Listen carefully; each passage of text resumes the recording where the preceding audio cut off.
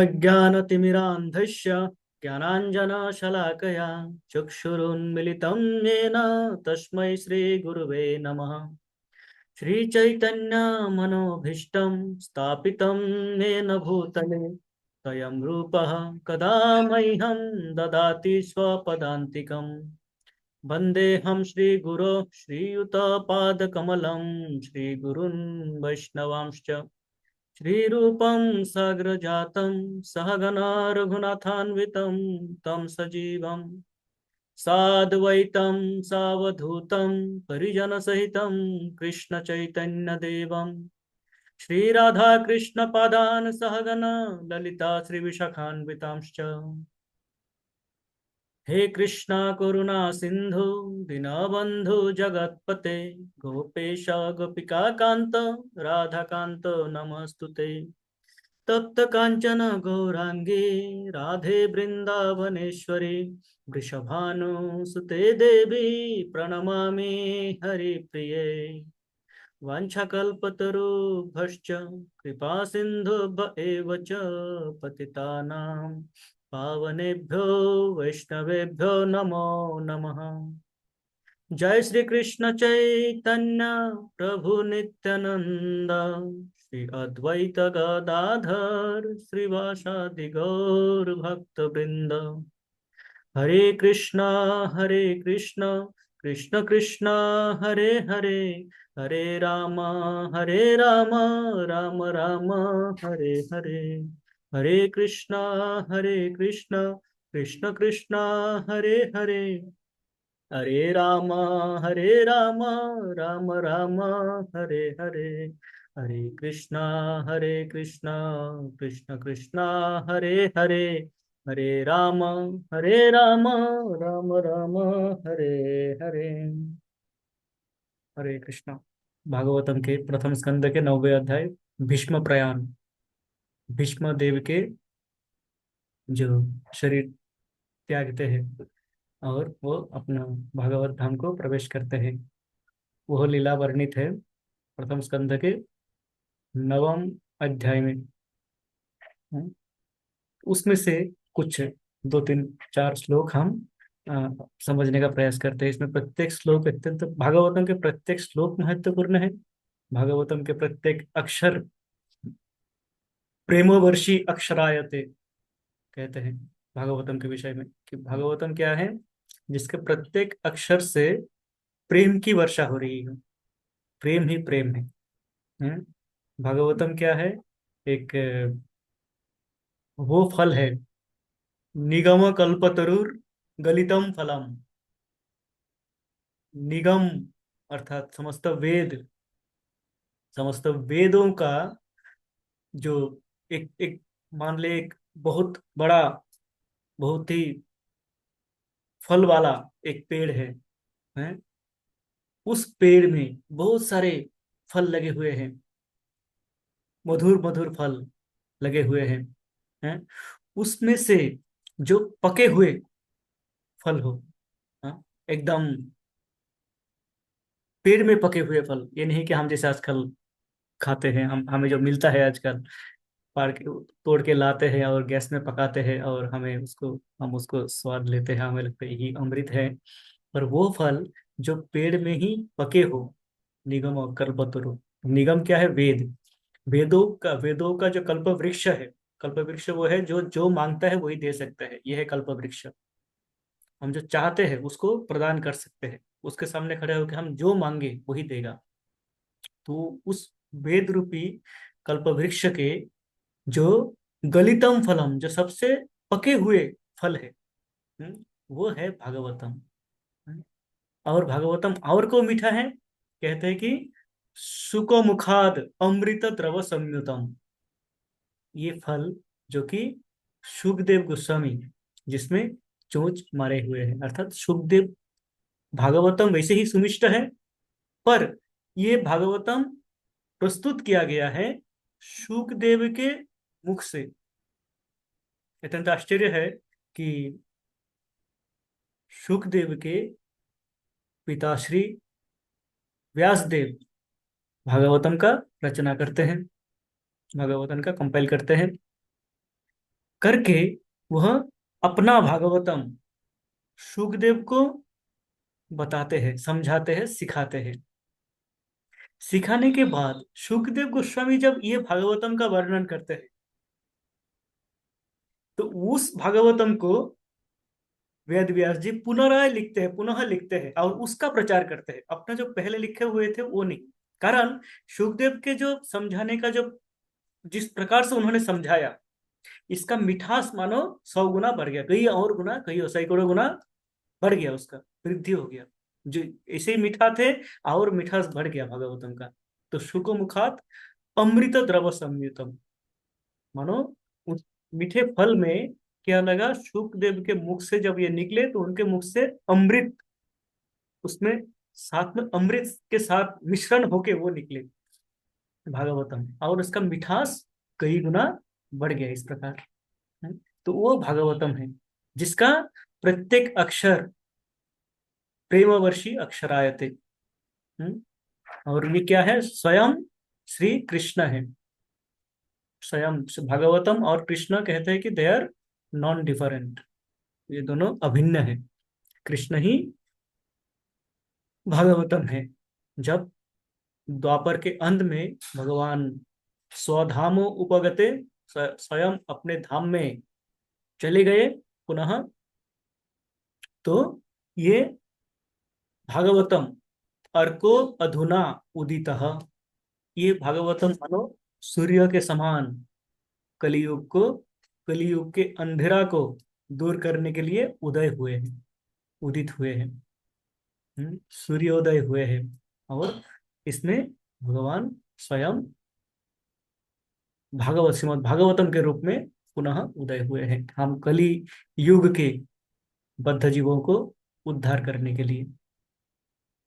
तो ये श्रीमद् भागवतम को चर्चा करने का हमारे पास आज अवसर मिला है। हम श्रीमद् भागवतम के प्रथम स्कंध के 9वें अध्याय का हम देखेंगे। भीष्मदेव के प्रयाण, भीष्मदेव का जो अंतर ध्यान लीला है, अर्थात भीष्मदेव का जो इस शरीर छोड़ने का जो लीला है, उसमें क्या मिलता है, हमें क्या रस मिलता है, उसमें से क्या हम सीख सकते हैं, क्या पा सकते हैं उसमें से। हरे कृष्णा। तो ये श्रीमद् भागवतम प्रथम अध्याय, प्रथम स्कंध 9वें अध्याय के श्लोक है। श्लोक संख्या 2 में कहते हैं, तदा ते भ्रातरः सर्वे सदस्य शरणभूषितै अन्वगच्छन् रथैर्विप्रा व्यासधूमदयस्तथा। इसमें कहते हैं कि तदा ते भ्रातरः सर्वे, समस्त भाई, सभी पांडव, पांचों भाई, सर्वस्य शरण भूषित, सब क्या करते हैं, अपने सुंदर स्वर्ण जड़ित आभूषण का परिधान करते हैं। वह अ, जो राजभेष है, राजभेष में जाते हैं, एकदम सुंदर वस्त्र परिधान करके सज धज के जाते हैं। अन्वगच्छन रथेर भी, रथ, रथ में सवार होके वो जाते हैं इनसे मिलने, भीष्मदेव से, जो कि कुरुक्षेत्र के युद्ध भूमि में शयन कर रहे हैं। और उनके साथ में कौन जाते हैं, भगवान अपि विप्रर्षे रथेन सधनंजय सतैर रचित नृप कुबेर इव गुह्यकैः। भगवान अपि विप्रर्षे, भगवान भी उनके साथ में चलते हैं, रथेन स धनंजय, धनंजय के साथ अर्थात अर्जुन के साथ रथ में सवार होके भगवान स्वयं कृष्ण भी चलते हैं। और बता रहे हैं रिप, हे महाराज, सुखदेव गोस्वामी वर्णन कर रहे हैं महाराज परीक्षित को कि वो जब जाते हैं तो मानो जा रहे हैं कुबेर इव गुह्यके, मानो कुबेर जो कि धन संपत्ति के देवता है, समस्त संपदाओं के देवता है कुबेर, कुबेर का धन कहते हैं, कुबेर का धन जिनका कोई सीमा नहीं है।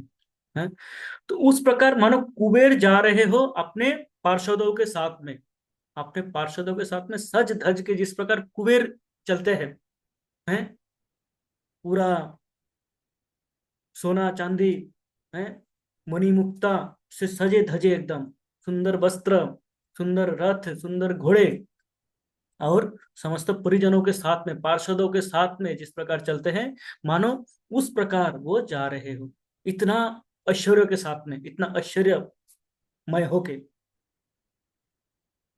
तो यहाँ पे चर्चा होते हैं, तात्पर्य में प्रभुपाद चर्चा करते हैं कि किस लिए, क्यों ये इतना सज धज के जाते हैं। हम यदि वैसे भी देखें, हमारे साधारण जो हमारा समझ है, हमारे जनरल अंडरस्टैंडिंग में यदि हम देखें कि कोई व्यक्ति, मानो कोई व्यक्ति बीमार हो, अस्वस्थ हो, है, उनको हम देखने जा रहे हैं।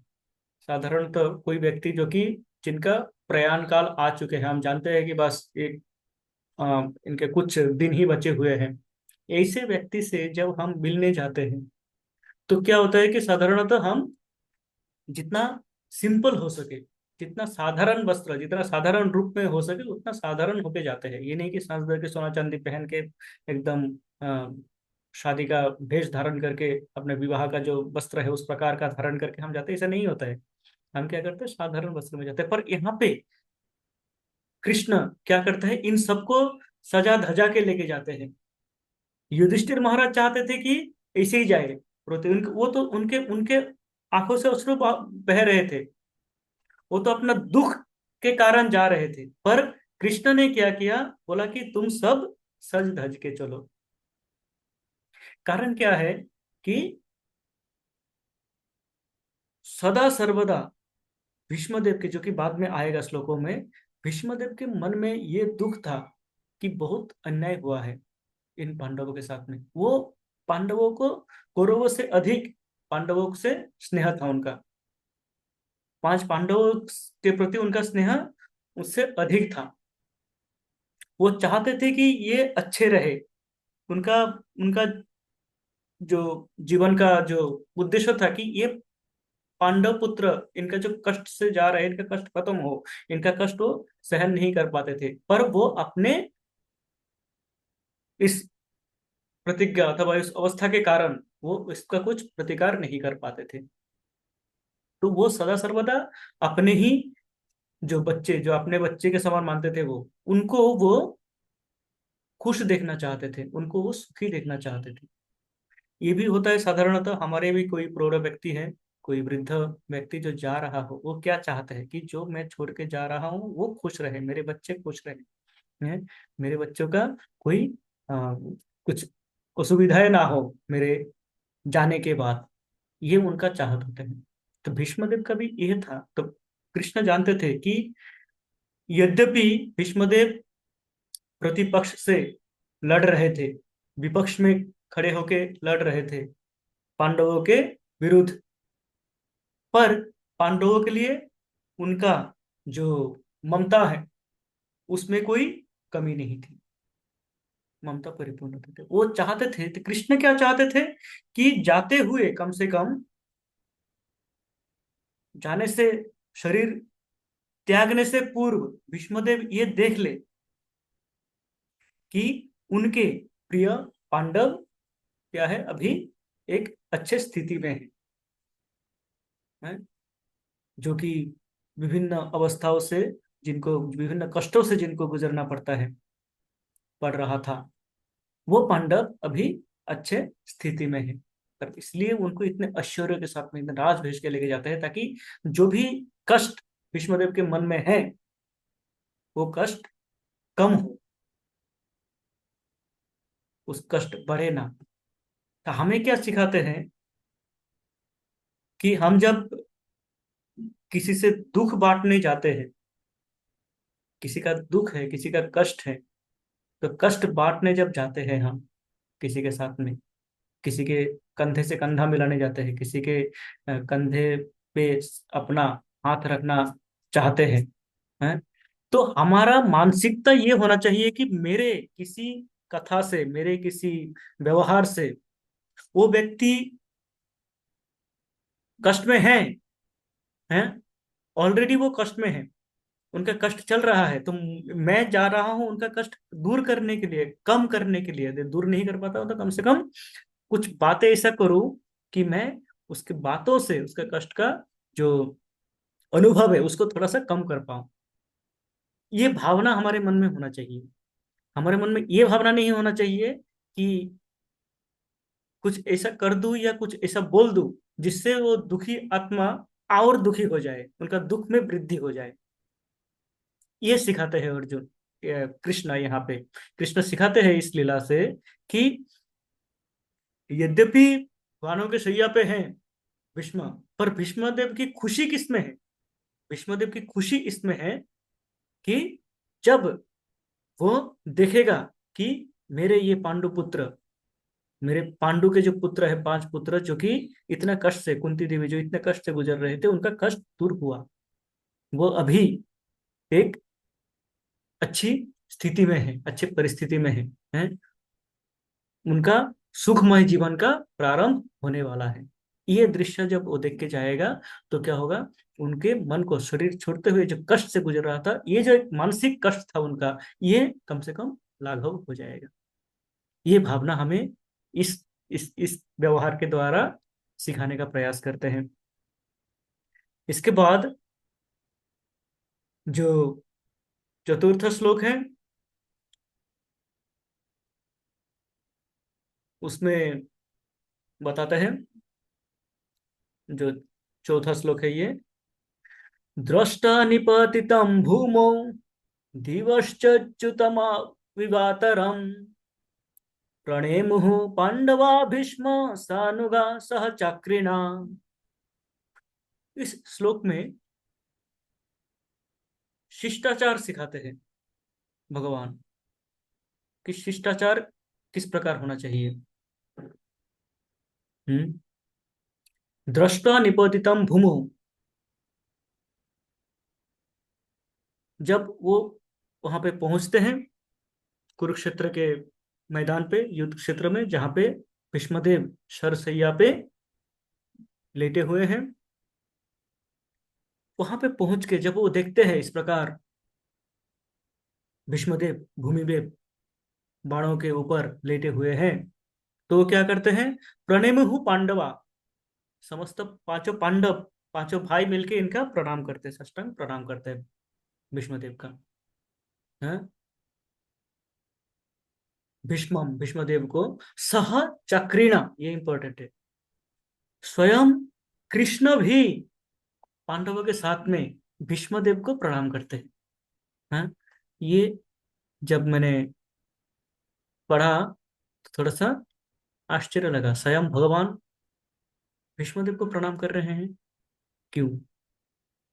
तो इसके विषय में बाद में और चर्चा है, इसके पहले भी चर्चा था, बाद में भी चर्चा है। बताते हैं कि अ, भगवान भगवान गीता में भी बताते हैं कि यद आचरति श्रेष्ठा तत्तद एवे तरे जना। हम्म? मम वर्तमान वर्तन्ते मनुष्य पार्थ सर्वसः। वो अर्जुन को कहते हैं कि यद यद आचरति श्रेष्ठा, श्रेष्ठ लोग अर्थात बड़े लोग हैं, जिनका अनुकरण करते हैं, जिनको लोग देखते हैं, वह जिस प्रकार से आचरण करते हैं, जो करके दिखाते हैं, तत्तत एवे तरे जना, निम्नतर लोग, नीचे के लोग उसी प्रकार उसका अनुसरण करते हैं, उनको फॉलो करते हैं। हम घर में देखते हैं, यदि घर में आप देखें, घर में माता पिता जो करते हैं बच्चे वही सीखते हैं, उसी प्रकार से बोलना, उसी प्रकार से चलना, उसी प्रकार से व्यवहार करना, ये सीखते हैं। एक देश में जिस प्रकार से हमारा राजनेता होते हैं, जिस प्रकार से वो जिस शैली से देश का शासन करते हैं, देश में जिस प्रकार से नियम कानून बनाते हैं, देश उसी प्रकार से चलता है, देश के जनता भी उसी प्रकार से व्यवहार करने लगते हैं। तो हम आप जानते हैं विभिन्न देशों में क्या क्या हो रहा है, बांग्लादेश में क्या हो रहा था, कैसे लोग व्यवहार कर रहे थे, कारण उनका जो, उनके श्रेष्ठ जन, उनके जो पथ प्रदर्शक जो है, वो जिस प्रकार से चल रहे थे, जिस रास्ते पे चल रहे थे उसी रास्ते पे वहां पे साधारण जनता भी उसी रास्ते पे चल रहे। यदि कोई धार्मिक शासन आए वहां पे, इन सब जगह पे, हमारे जहाँ पे ये सब क्रियाकलाप हो रहे हैं, यदि कोई ऐसा व्यक्तित्व वहां पे आए शासन करने के लिए जो धर्म अनुसार शासन करते हो, तो समस्त प्रजा स्वतः ही धार्मिक बन जाते हैं। हम इसका उदाहरण देखते हैं। अ, अम्बरीश महाराज, महाराज अम्बरीश स्वयं अपने सारे इंद्रियों को भगवान के सेवा में लगा देते हैं, समस्त। ऐसा नहीं कि वो राजा है तो वो कुछ नहीं करता है, अपने हाथ मंदिर मार्जन आदो सबई मन कृष्ण पदार विंदयोर बाचामसी वैकुंठ गुणानुवर्णने। वो अपने मन, अपने शरीर और अपने वचन, ये समस्त भगवान के कार्यों में संलग्न कर देते हैं, भगवान के भगवान के सेवा में लगा देते हैं समस्त इंद्रियों को। तो उनके जो प्रजा थे, उनके राज्य में, उनके राज में जो प्रजा थे, वो भी इस प्रकार क्या करते हैं, धर्म कार्यों में रहते हैं। सभी धर्म के कार्यों में संलग्न रहते हैं, कारण राजा जिस प्रकार करते हैं प्रजा भी, यथा राजा तथा प्रजा। तो भगवान कहते हैं यद यद आचरति श्रेष्ठा, श्रेष्ठ जन जिस प्रकार से दिखाएगा, जो इनको देखने वाले हैं, इनके निम्नतर है, इनके फॉलोअर्स है, उसी प्रकार आचरण करेगा। हमें ये घर में भी ये ध्यान रखना चाहिए कि हम किस प्रकार आचरण कर रहे हैं। मेरा आचरण मेरे बच्चों को, मेरे परवर्ती जनरेशन को इफेक्ट डालेगा, उसमें प्रभाव डालेगा। हम्म, भगवान यहाँ पे करके दिखा रहे हैं, इसलिए कि यद्यपि कृष्ण भगवान, कृष्णस्तु भगवान स्वयं, सब जानते हैं, कृष्ण भी जानते हैं, कृष्ण अपना भगवत्ता का प्रयोग भी करते हैं, पर यहाँ पे कृष्ण दिखा रहे हैं, कारण मम वर्तमान वर्तन्ते मनुष्य पार्थ सर्वशः। अर्जुन, ये जो साधारण मनुष्य है, मैं जो करके जाऊंगा, मेरे राह पे चलने का प्रयास करेगा, मेरे दिखाए हुए रास्ते पे चलने का प्रयास करेगा, इसलिए मैं यहाँ पे ये कार्य करता हूँ। मेरे लिए कोई कार्य यहाँ पे इस भौतिक जगत में मेरे लिए कोई कार्य नहीं है, मेरे करने के लिए कोई कार्य यहाँ पे नहीं है। मैं आध्यात्मिक जगत का हूं और आध्यात्मिक ही हूं, पर मैं क्यों करता हूं ये, ताकि लोग सीखे। तो भगवान स्वयं शिष्टाचार सिखा रहे थे कि यद्यपि वो बड़े पद पे है, उच्च पद में है, पर क्योंकि संबंध, वो अर्जुन के सखा हैं, माता कुंती उनके बुआ लगते हैं, उनके पिताश्री के भगनी हैं, उस संबंध से, लौकिक संबंध से भीष्मदेव उनके दादाजी हुए। तो वो जो सम्मान उनको प्राप्त होना चाहिए इस भौतिक जगत में, उस स्थान काल पात्र के अनुसार वो सम्मान देते हैं, देके दिखाते हैं कि यद्यपि ये मेरे विपक्ष में लड़ रहे थे, मेरे ही विरुद्ध लड़ाई कर रहे थे, पर ये मेरे भक्त हैं अथवा भक्त नहीं है, पर सम्मान संपर्क में ये मेरे ऊपर हैं, आयु में, भौतिक दृष्टि से इस आयु में मेरे ऊपर है, तो मुझे इनका सम्मान करना चाहिए। भगवान इनका प्रणाम करते हैं, तो स्वयं भगवान प्रणाम करते हैं, साथ में समस्त पंच पांडव प्रणाम करते हैं। तो लोग देखते हैं, देख के सीखते हैं कि हाँ, हमें इस प्रकार हमारे वयोज्येष्ठों को हमें सम्मान देना चाहिए, जो जिस पद में है उस पद का सम्मान हमें करना चाहिए। भगवान शिष्टाचार सिखाते हैं हम।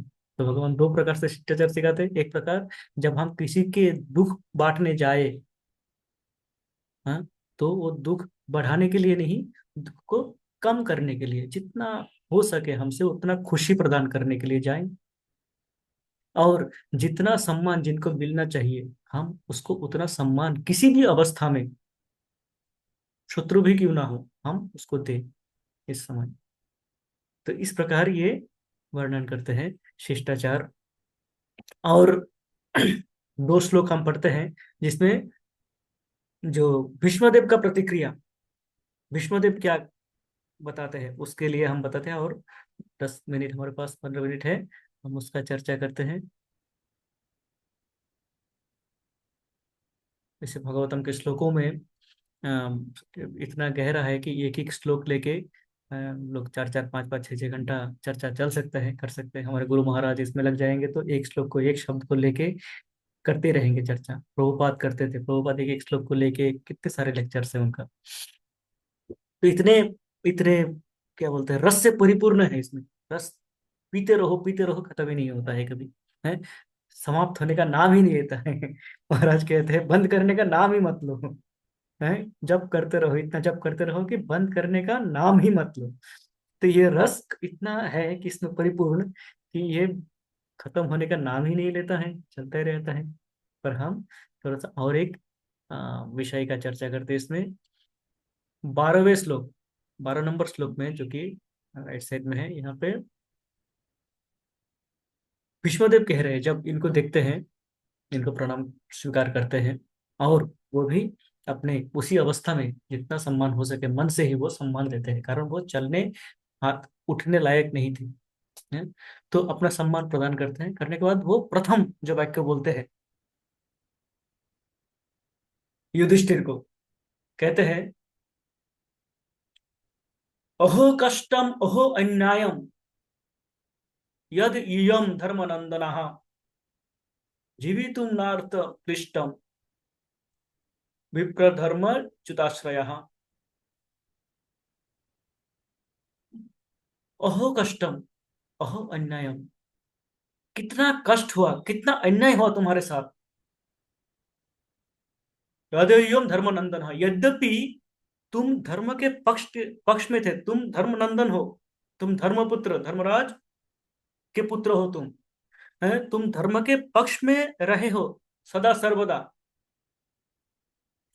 तथापि तुम्हें कितना आ, कष्टों से गुजरना पड़ा, जाना पड़ा, कितने कष्ट सहना पड़ा तुमको। ओहो कष्टम ओहो अन्यायम, कितना अन्याय सहन किया तुमने, तुम्हारे साथ कितना अन्याय हुआ।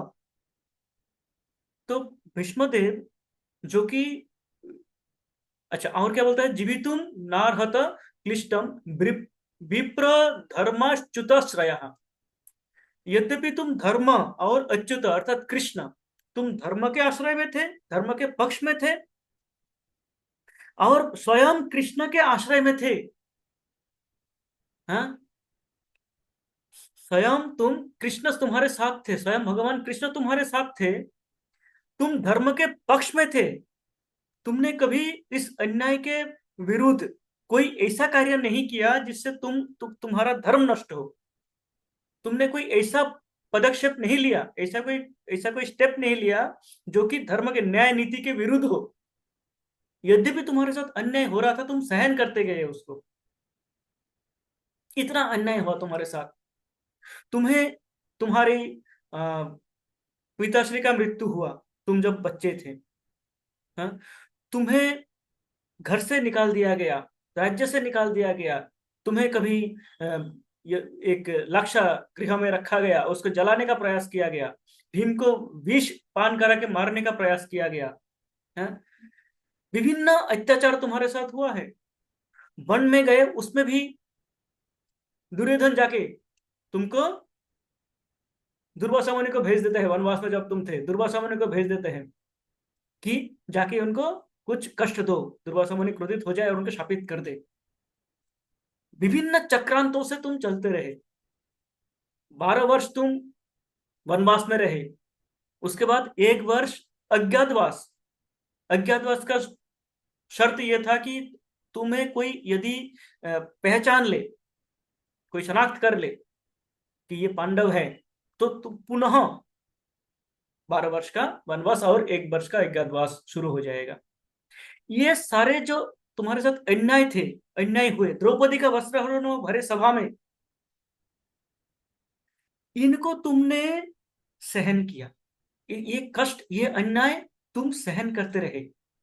राजपुत्र हो के तुम अधिकांश अपना जीवन वन में ही व्यतीत किए, वनवासी रहे।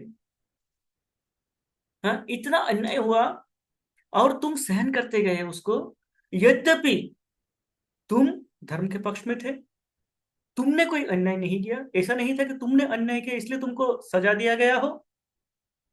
तुम धर्म धर्म के पक्ष, पंच पांडव सदा सर्वदा धर्म के, धर्मपुत्र युधिष्ठिर, युधिष्ठिर धर्म के विपक्ष कभी नहीं गए किसी भी अवस्था में। हाँ? और तुमको इतना कष्ट सहना पड़ा, यद्यपि स्वयं भगवान कृष्ण तुम्हारे साथ थे, तथापि। है, आश्चर्य की बात है कि कृष्ण के साथ रहते हुए हम तो कृष्ण की पूजा कर रहे हैं कि कृष्ण हमारा कष्ट दूर करे।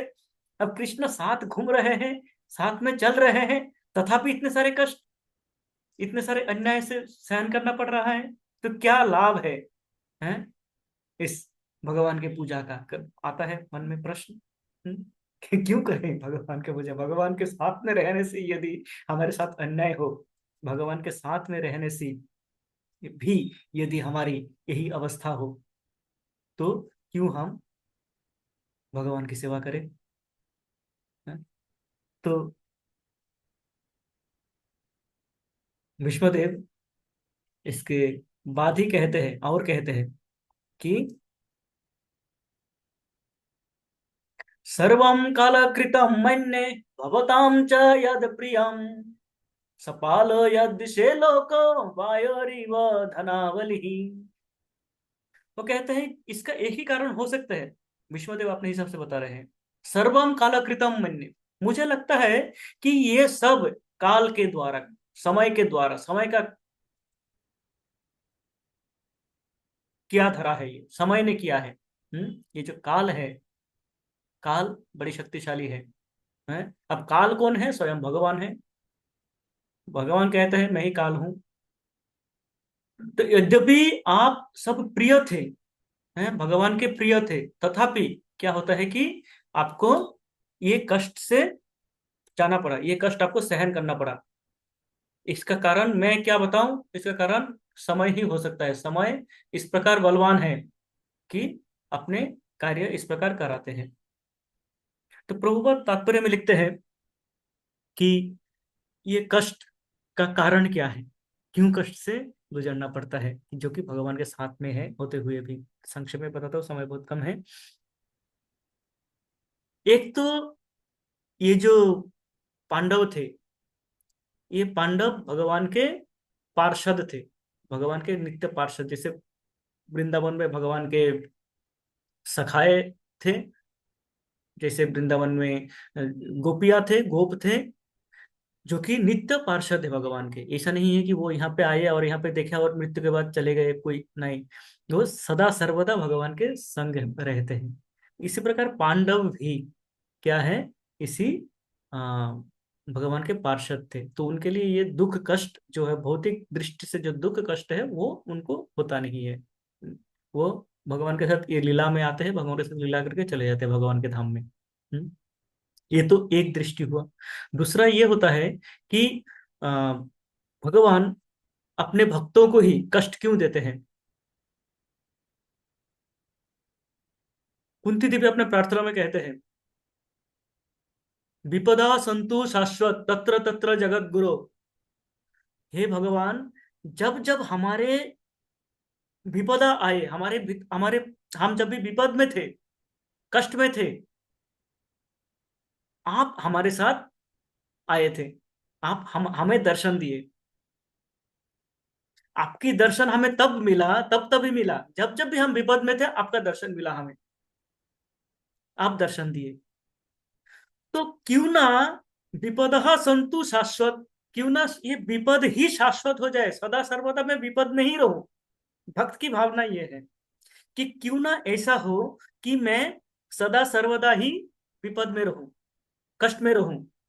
क्योंकि ये नहीं कि कष्ट मुझे प्रिय है, ये नहीं कि मुझे कष्ट चाहिए, पर मैं देखा हूं, मेरा ये अनुभव है, माता कुंती कह रहे हैं कि विपद होने से, जब विपदा में होता हूं, जब मैं, अभी अभी ये युद्ध समाप्त हुआ, आप हमें छोड़ के जा रहे हो, सब कुछ ठीक करा के, युधिष्ठिर को, मेरे पुत्र को आपने चक्रवर्ती राजा बनाया, आप जा रहे हो अभी, पर जब तक विपद थे आप मेरे साथ थे, तो क्यों ना विपद ही रहे मेरे जीवन में, ताकि आप मेरे साथ रहो। ये भक्त की भावना है।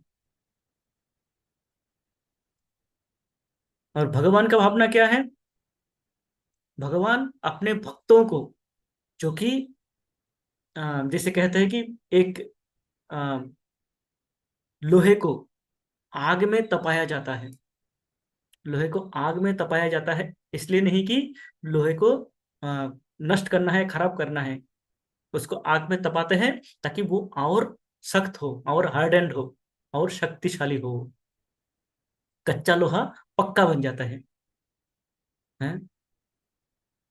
चंदन को जब घिसा जाता है, चंदन को जब हम घिसते हैं, चंदन को ऐसे लकड़ी रख देते तो उसका सुवास आता है, पर किसी को उससे कुछ मिलते नहीं है। उसको जब घिसा जाता है, घिसते रहते हैं, घिसते रहते हैं, तो उसमें से सुगंध निकलते हैं, और वो सुगंध समस्त जगत को सुगंधित कर सकते हैं। तो भक्त वो चंदन की लकड़ी है, भक्त वो लोहा है। भगवान जिनको तपाते हैं, भगवान जिनको घिसते हैं, और जिनसे वो सुगंध निकालने का प्रयास करते हैं। गन्ने के रस तभी निकलते हैं, गन्ना क्या होता है, एक लकड़ी जैसा खड़े रहते हैं। उसको देख के लगता नहीं है कि उतना रस होगा। उसको जब मशीन के अंदर डाला जाता है, तब उससे निचोड़ के उससे रस निकाला जाता है, और वह रस क्या होता है, जो कि अमृत तुल्य सबको मिठास देते हैं। इस प्रकार भगवान अपने भक्तों को जो तपाते हैं, वो क्या करते हैं, भक्तों के भक्ति सुदृढ़ करने के लिए। कुछ भी परिस्थिति हो, यदि भक्त है, यदि भक्ति सुदृढ़ है, तो कितना भी कष्ट आए तब ये नहीं बताएगा कि भगवान का पूजा क्यों करूं। वो बोलेगा कि भगवान, ये जो आप दे रहे हो कष्ट, ये आपकी इच्छा है। मारो भी राखो भी, जा इच्छा तुहार। हम्म। मारो चाहे रखो, हाँ, ये आपका इस शरीर पे पूर्ण अधिकार आपका है। मैं तो समर्पित हूं, तो जो करते हो आपका है। प्रहलाद महाराज क्या कहते हैं? प्रहलाद महाराज कभी भी प्रोटेस्ट नहीं करते हैं कि इतना कष्ट क्यों मुझे, मैं 5 वर्ष का बालक हूँ, इतने सारे कष्ट हैं, सांप से कटवाया जा रहा है, चाकू से मारा जा रहा है, तलवार से मारा जा रहा है, मैं क्या किया है? मैंने तो हरे कृष्ण कृष्ण कृष्ण हरे हरे, हरे राम राम राम हरे हरे यही किया है, और मेरे पिताश्री को भी करने के लिए कहता हूँ। मेरे पिता हिरण्यकशिपु जो आपके विरुद्ध विपक्ष में है, मैं यही कहता हूँ कि आप ये भगवान का नाम लो। और ये कहते ही मेरे ऊपर इतना कष्ट, मुझे आग में बिठाया जा रहा है, कांटों से पर्वतों से फेंक दिया जा रहा है, मुझे हाथी के पेड़ के पैरों के नीचे कुचलने का प्रयास किया जा रहा है, कुछ नहीं बताते हैं। तो जब ये देखते हैं तो हम देखते हैं कि हमारे जीवन में तो कष्ट कुछ है ही नहीं। महारानी कुंती के जो कष्ट थे, हाँ, प्रहलाद महाराज के जो जिस कष्टों से गुजरे वो, हमारे जीवन में तो कोई कष्ट ही नहीं है। तो तथापि हम क्या करते हैं, हे भगवान ऐसा क्यों मेरे साथ ही क्यों, हाँ, हम ये करते हैं। तो हमारे लिए शिक्षा है, भीष्मदेव के इस लीला से हमें सिखाते हैं कि किसी भी अवस्था, किसी भी परिस्थिति में क्या है, कि हमें अपना दुख ना देख के, भीष्मदेव क्या करते हैं, यहाँ पे एक पॉइंट बोलना भूल गया। भीष्मदेव क्या करते हैं, स्वयं तीर के शैया में, स्वयं बाण के ऊपर, आप मान मान लीजिए एक कांटा पाँव में चुभ जाता है तो हम चल नहीं, पाँव रख नहीं पाते हैं, उछलने लगते हैं, पाँव उठा के बैठ जाते हैं। तीरों के सैया, तीरों के ऊपर लेटे हुए हैं, तीर उनके शरीर को छलनी करके रखे हुए हैं। उस अवस्था में इनके भ्रातुष, उनके जो लोग मिलने आते हैं, उनके परिजन उनसे, वो कहते हैं कि ओहो कष्टम, ओहो अन्यायम। वो कहते हैं तुम्हारे साथ कितना कष्ट हुआ, तुम्हारे साथ कितना अन्याय हुआ। ये नहीं कह रहे देखो मैं किस हालत में हूँ, मेरा तो अवस्था खराब है, मैं तो जाने वाला हूँ, है क्या होगा मेरा, उसका अवसर ही नहीं देते हैं। वो प्रणाम करते हैं, करते ही भीष्मदेव शुरू हो जाता है कि अरे तुम्हारे साथ कितना अन्याय हुआ था, तुम्हारे साथ कितना, तुमको कितना कष्ट सहना पड़ा।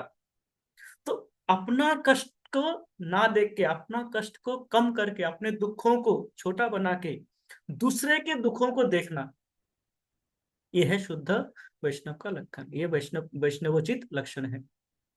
वैष्णव का व्यवहार इस प्रकार होता है। जो शुद्ध वैष्णव है वो अपने व्यवहार से ये सिखाते हैं कि देखो, मैं किस अवस्था में हूँ वो ज्यादा महत्व नहीं रखता है, देखना है कि दूसरे कितने कष्ट में है। हम्म? दूसरों के कष्ट देखो, जो जीवन भर कष्ट करते रहे उसके विषय में बताते हैं वो।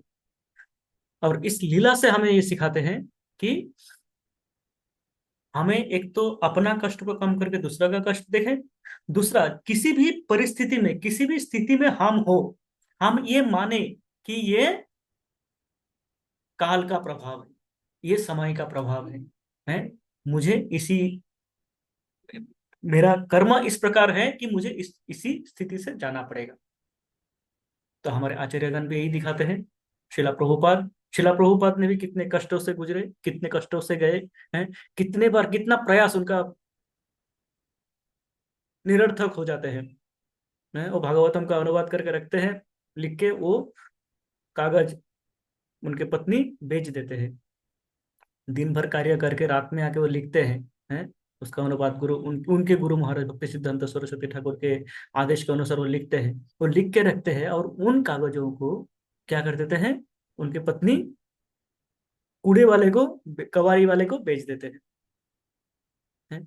तो वो स्थिति समझिए, हमने 4 लाइन लिखा अपने से, और यदि वो कहीं स्थानांतरित हो जाए, मिले ना, तो हम दुखी हो जाते हैं। उनके इतने सारे इतने समय का कार्य चला जाता है, उनका बिजनेस कभी ठप हो जाता है। वो विदेश में जाते हैं, 1 वर्ष संघर्ष करते हैं पूरा, कहाँ कहाँ किस किस स्थिति में रहते हैं, रास्ते में उनको 2-2 बार हार्ट अटैक होते हैं, पर वो सदा सर्वदा यही कहते हैं कि कृष्ण मेरे साथ है, कृष्ण मेरे साथ है। ये नहीं कहते कि कृष्ण मेरे साथ तो नहीं है, मैं तो इतना सारा कष्ट अभी भी कुछ कर ही नहीं पा रहा हूँ, ना मेरे गुरु महाराज का आदेशों का पालन कर पा रहा हूँ, ना मैं घर संभाल पा रहा हूँ।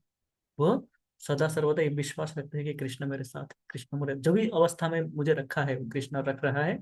और कारण क्यों रख रहा है कि मुझे और सख्त बना रहे, ताकि मैं जो कार्य मुझे करना है उसके लिए मैं योग्यता प्राप्त हो जाऊं। हमारे आचार्यगण कितने इस प्रकार उदाहरण है वैष्णवों में, हमारे 6 गोस्वामी, 6 के 6 गोस्वामी समस्त ऐश्वर्य छोड़ के इस प्रकार आ जाते हैं एक वस्त्र में भगवान की सेवा में। समस्त जीवन जो भौतिक आराम जिसको हम मानते हैं ना, ऐश्वर्य में रहना, धन संपद में रहना, उनको त्याग करके वो चले आते हैं। क्यों चले आते हैं? कि भगवान की सेवा में जिस अवस्था में भी रहेंगे वो सुख है। मैं राजमहल में रहूंगा तो वो सुख नहीं है। मैं जमींदार के पुत्र बन के अपने जमींदारी पे राज करूंगा, वो सुख नहीं है। यदि मैं एक वस्त्र में, धोती और अपने उत्तरीय में भी पेड़ के नीचे रहूं और भगवान के सेवा में लग जाऊं, तो उसमें सुख है, वो आनंद है। तो इस प्रकार हमें शिक्षा देते हैं हमारे आचार्यगण, जो कि शिक्षा प्राप्त होते हैं इस शास्त्रों से। शास्त्रों में जो गीता भागवत में भगवान बताते हैं, उससे वो शिक्षा प्राप्त होके वो स्वयं आचरण करके हमें सिखाते हैं कि हमारे जीवन किस प्रकार होना चाहिए। और हम जो अपना रोना धोना करते रहते कि मेरा ये है, ये नहीं है, वो नहीं है, ऐसा नहीं हुआ, वैसा नहीं हुआ, उसको कम करो करके ये देखो कि आपने क्या किया है भगवान के लिए। इस प्रकार का मुझे ये कुछ श्लोक पढ़ के इस प्रकार का भावना समझ में आया था, तो मैं इसको यहाँ पे रखने का प्रयास किया। उसमें त्रुटियां तो होगी समझने का, क्योंकि मैं सारे तथ्यों को जानता भी नहीं हूँ, समस्त शास्त्रों को पढ़ा भी नहीं हूँ। कुछ पढ़ा कुछ सुना, इससे मैं समझने का प्रयास किया। उसमें जो भी भूल त्रुटि हुई हो उसके लिए क्षमा करे, और आशीर्वाद करे कि मैं जो ये जो भाव है, ये जो वैष्णवोचित भाव है, पर दुखे दुखी, उस भाव को अपना पाऊं, और अपने दुख को मैं ना देखा, अपने दुख को अनदेखा करके दूसरों को दुख को बड़ा करके देखूं। ये भाव यदि जागृत हो तो इस कथा का सफलता है। वांछा कल्पतरुभ्यश्च कृपा सिंधुभ्य एव च पतितानां पावनेभ्यो वैष्णवेभ्यो नमो नमः। शिला प्रभुपाद की जय, समस्त भक्तवृंद की जय। गौर प्रेमानंदे हरि हरि बोल।